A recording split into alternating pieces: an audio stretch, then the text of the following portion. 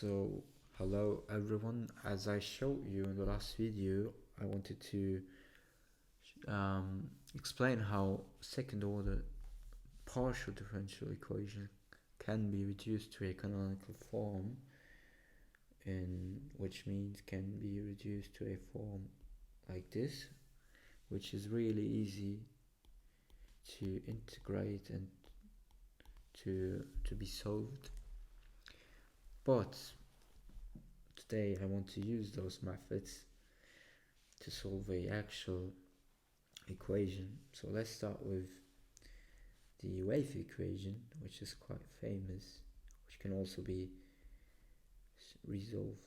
solved by the separation method, but we don't want to have interference in our solution when we use the characteristic methods. So the characteristic methods will give you solutions which are not interfering. That means they're kind of not, there's no superposition between the sinus terms, and we won't actually get Fourier series because of that. And yeah, so let's start with it. If we get this solution, for example, let's say the right hand side is 0 and we want to start by reducing the system to its canonical form. We will start with the coefficients. So if that's A and that's C, as I mentioned in that video, in the previous video, you will just have to solve for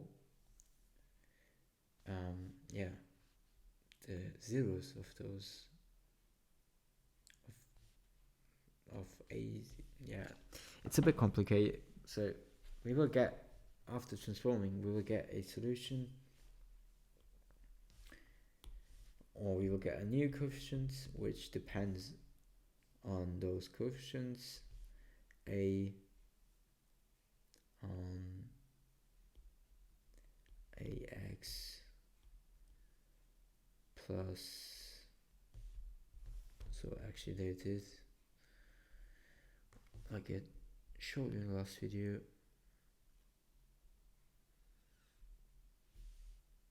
That's actually our new coefficient. So we'll have a function in terms of a u square plus b u plus c, and our b is 0 because we don't have any xy derivation, and then we have to solve the zeros for the zeros. So our u12, let's name them lambda 12. Lambda 12 will be equal to minus b plus minus b squared minus 4ac divided by 2a. In this case, our b is 0, so we will just have minus 4az, and that's actually when the classification of this partial differential equation will be important, or where you can classify the classification. Yeah, like you got, for partial differential equation, you will have 3 types. You will have elliptic ones, you will have parabolic ones, and hyperbolic ones. And if you look at the discriminant, if the lambdas will be complex, you will have the elliptic one. So that means this term here, has to be lower than 0. So if the discriminant b squared minus 4az is below 0, you will have elliptic ones, which are a little bit harder to handle in terms of simplification, or in order of transforming it to the canonical form. So this will be actually the Laplace equation will give you an elliptic partial differential equation. So if you change this to plus, we'll have the Laplace equation, which gives you elliptic partial differential equation as mentioned. If this one is actually 0, you will have parabolic one, then you will only have one quadratic eigenvalue, so we'll have two eigenvalues, which is 2 times the same. Then you'll only be able to decide one coordinate, and the other one, if you like able to solve for one eta or psi, then the other one just has to be linearly independent of eta and psi. So you can choose the other one free, but it has to be independent from the other coordinate. If you have a parabolic one, that means you only have one quadratic eigenvalue as the discriminant vanishes. And if you have b minus 4a squared, 4ac, b squared minus 4ac bigger than 0, we'll have a hyperbolic one, which are actually the good ones. Yeah, and in this case you will see that you will have a hyperbolic one because we got a equals 1, c equals minus 1, and then here you will get lambda 1 plus minus square root of 1, because you have minus 1 times 1 times 4 square root of 2 divided by 2 times 1 will be plus minus 1. So, and then you actually just have to solve this equation. So lambda 1 will be equal to lambda x divided by lambda y, and that will give you lambda x minus lambda 1 times lambda y. So that's minus equals 0.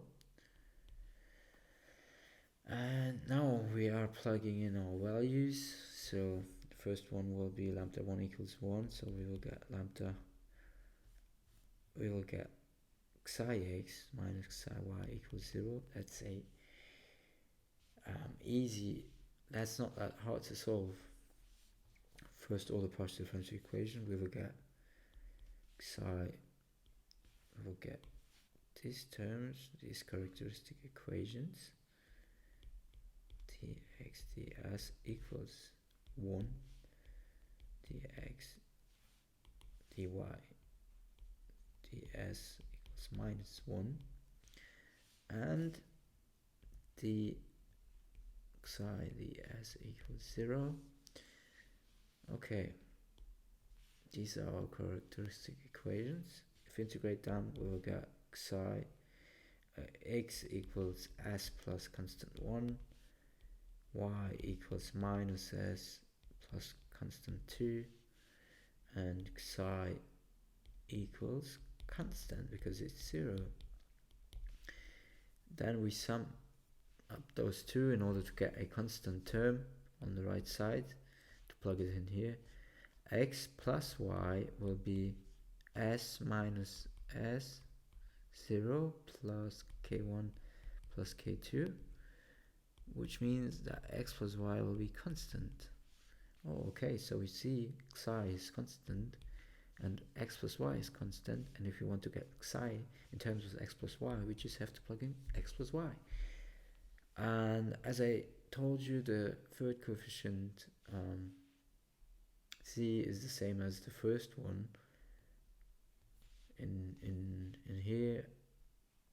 So yeah, if you look at the other video, you will see what I mean, because it's a bit hard to recapture everything, but you will see that you can use the second eigenvalue to solve for eta here.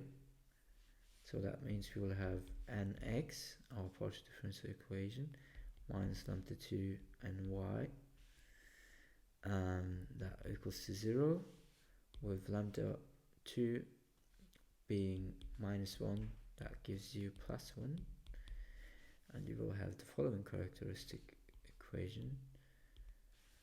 So actually these are not partial derivatives but real derivatives, but that's just something to be clear. The x dy derivation of s, oh excuse me, that's not, so you will have 1 here, because the quotient here is 1 and 1, and you will have dn of s will be 0. So these are characteristic equations for eta. Then we will have integration of this, x equals s plus constant 1, y equals s plus constant 2, and eta equals constant. So in order to get a constant term here, we'll subtract those two, so we get s minus s and k1 minus k2, but we see these is just a combination of two constants, so x minus y will be constant and we will get x minus y. So our second coordinate will be eta x minus y. Okay, that means we will have xi being x plus y and eta being x minus y, and that's just the case. So we will have linear dependency just because of our lambdas being constant, our zeros being constant lambdas, and these constant lambdas came from our characteristic equation B, E, A, and C. And if we have, for example, let's say y squared and x squared or something like that, this would be different, but it's not always sure if we can reduce it to canonical form then. And yeah, that's going to depend on the question, but if it's a given question to reduce it to a canonical form by characteristical method, and if it's a second order partial differential equation, that will be the case, so don't worry about that. Yeah, so basically we'll have these two coordinates, and now we need to change the differential operator dx squared in terms of the xi squared and the eta squared. I'm just gonna take this as abbreviation, dxx equals this, and yeah, we're just going to use the chain rule. I'm gonna start with the simple one, with the first order, the first operator. So we will get, by the chain rule, dx will be d xi times d xi dx, plus, not to forget, d eta times dx. So that will be d xi x plus d eta x, and then we're going to apply the same operator again on all that, and this will give us the xi x squared plus d xi plus xi not plus times xi x plus d xi eta times xi x eta x, plus right side we will get the eta x squared plus d eta xx plus, so we will get the same here because it doesn't matter if you take eta as the first or second derivative, so we'll get the same here again. Then we can just plug in a2, and the same thing counts for dyy, but we will just change the x's with y, so we will get this term x squared plus y plus dx, that's not x, that's y. So yeah, here we will get y. Okay, and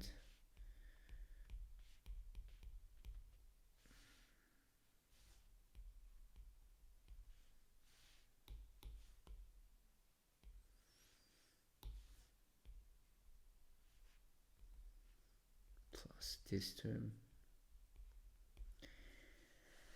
Now if I'm plugging all of these in, we will see, okay, we'll have, so uxx minus uyy equals 0 will be, in our case, we have to look at psi x, or actually if we have psi equals x plus y and eta equals x minus y, we see that psi x equals 1, and that's also the case for psi y. That means psi xx will be 0, and eta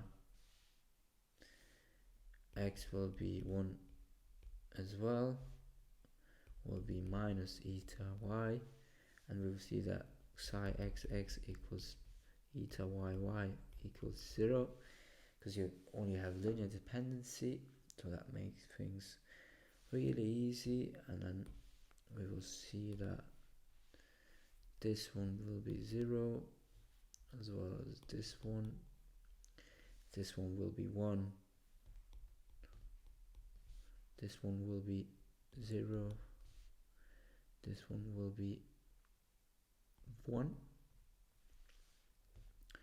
this one will be 1, this one will be 1, this one will be 0, this one will be minus 1, this one will be 1, and because it's squared, and this one, yeah, will be 0. So let me write that down here again.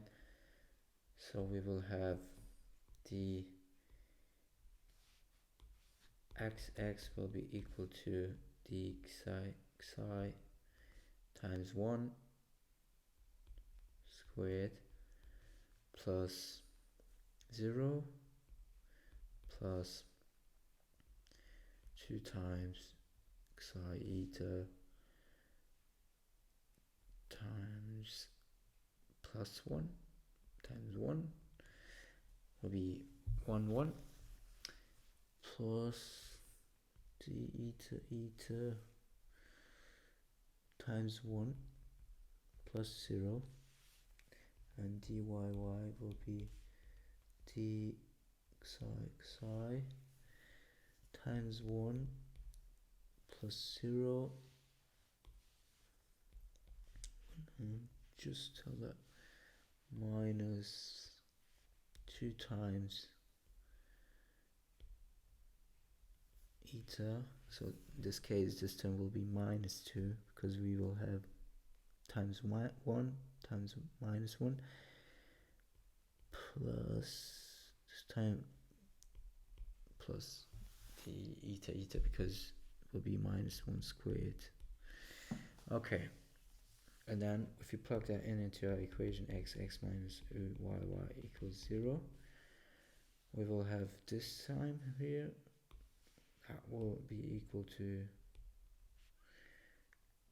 this minus plus 2 u psi eta plus u eta, and then I will subtract it from this side, which will be xi minus 2 u psi eta plus u eta equals to 0. We will see that this cancels out. Wait, take this color, this will cancel out, this will cancel out, this will cancel out because the minus, and this will add up. So we will have 4 times, because the minus 4 times psi eta equals 0, which will be psi eta equals 0. Now we just have to integrate this 2 times. So first we will get u psi will be equal to a function of psi. Then if you integrate, because if we look at this as d psi du eta times d psi, we will see that if this 0, this has to be a function of only f of psi, because otherwise it wouldn't be 0 on the right hand side. And then we will integrate this again, then we will get our function will be, okay, we'll integrate the right side, so this will be a new function plus a constant, but the constant also depends of the other coordinate because they're independent, and that's our solution. And if we want to have our solution x in terms of xy, we will have to plug them in, and yeah, we would just have to plug in our relations. So any functions which are 2 times derivable will be a solution to our function u(xy), and that means these functions will be a solution to our wave equation, general wave equation. So that's it. Thank you for your attention.